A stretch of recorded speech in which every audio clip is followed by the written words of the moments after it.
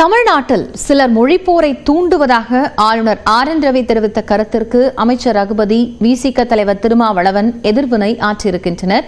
அது குறித்து பார்க்கலாம். தமிழ்நாடு ஆளுநர் மாளிகை தனது எக்ஸ் பக்கத்தில் ஒரு பதிவை வெளியிட்டது.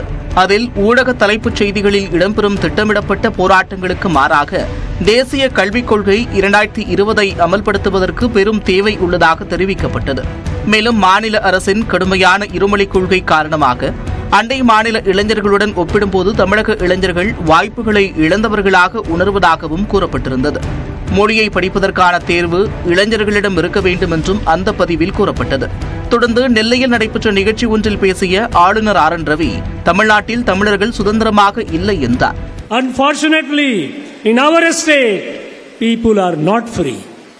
Our students are not free to choose a language. They are compelled not to study the other languages.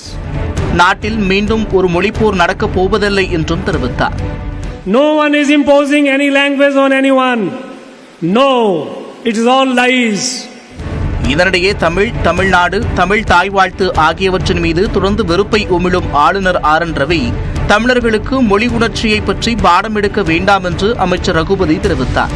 தனது அறிக்கையில் தமிழ்நாடு எதில் பின்தங்கி உள்ளது என்று ஆளுநர் ரவியால் கூற முடியுமா என்றும், தமிழ்நாடு அடைந்திருக்கும் வளர்ச்சி இருமொழிக் கொள்கையினால் சாதித்தவை என்றும் அமைச்சர் தெரிவித்துள்ளார். தமிழ்நாட்டில் எப்படியாவது இந்தியை திணிக்கலாம் என்று தேசிய கல்விக் கொள்கையை வைத்து சதி நடைபெறுகிறது. மொழி தேர்வு எது, மொழி திணிப்பு எது என்பது தங்களுக்கு தெரியும் என்றும் அமைச்சர் ரகுபதி கூறியுள்ளார்.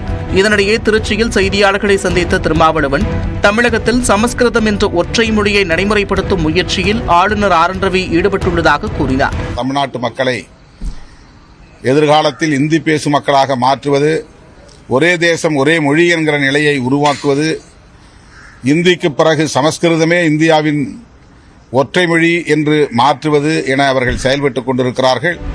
தமிழ் மக்கள் மிகவும் விழிப்புணர்வு உள்ளவர்கள், ஆளுநரின் பேச்சுக்கு இணங்க மாட்டார்கள் என்று திருமாவளவன் கூறினார்.